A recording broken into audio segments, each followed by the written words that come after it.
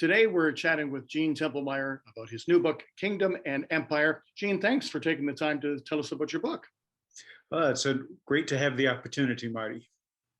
Your book is about the way ancient empires in the Bible conflicted with the kingdom of God. Is that something that we still consider relevant today? How does that apply to our lives today? Well, in fact, the book is not only about ancient empires, but current and contemporary empires and what we can learn about believers in the ancient empires like Moses and Daniel or Jesus and Paul in responding to the opportunities that lie in front of us in the world. The difference is that most of the Bible is written by people who were under the thumb of the empire. They were the Hebrews in Egypt or the Christians in Rome, whereas we live in that part of the world where people want to build walls to protect our wealth. And we need to learn how to respond as kingdom people to the world we live in as those who live inside the empire. And fortunately, we have people like Moses, who was in Pharaoh's household, or Daniel, who was taken to the court in Babylon, to show us how it is that people can live for God's kingdom while actually being in the heart of an empire.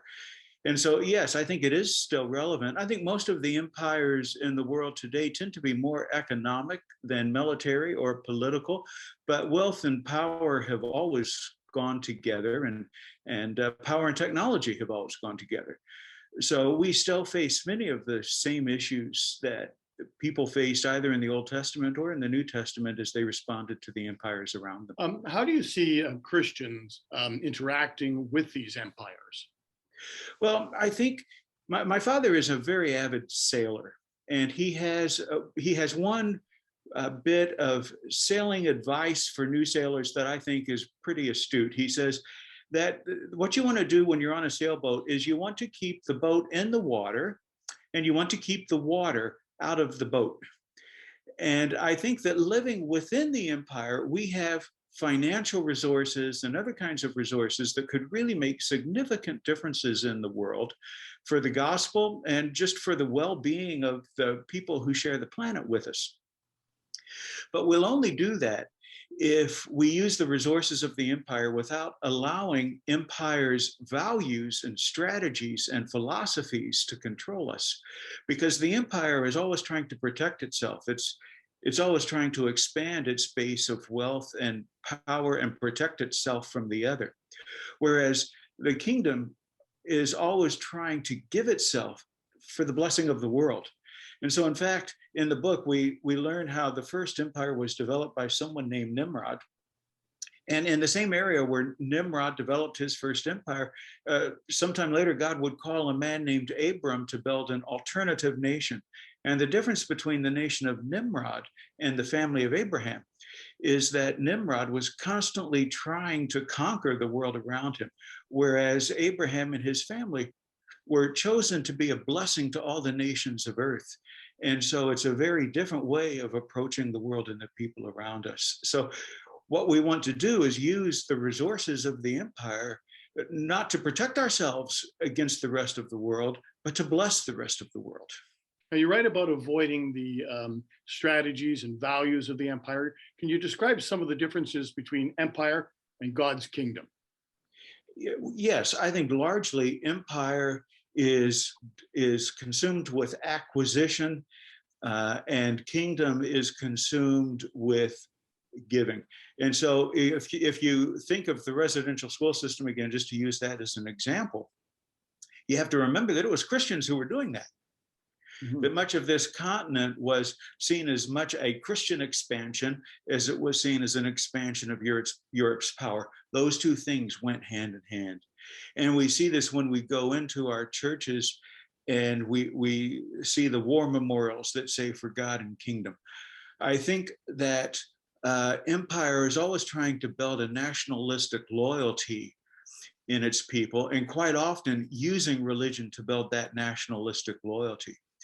Whereas the kingdom of God is using people's oneness in Jesus Christ as a way of transcending the boundaries of tribe and race and nationality, and seeing ourselves as citizens of things and members of God's household, that we are one.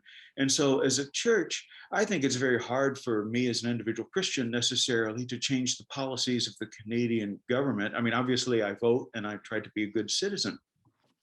But beyond that, I think that it's the job of Christian people and of the church to develop an alternative kind of community, a way of relating to each other that is in conflict or is different from the empires or the worldly structures and values around us.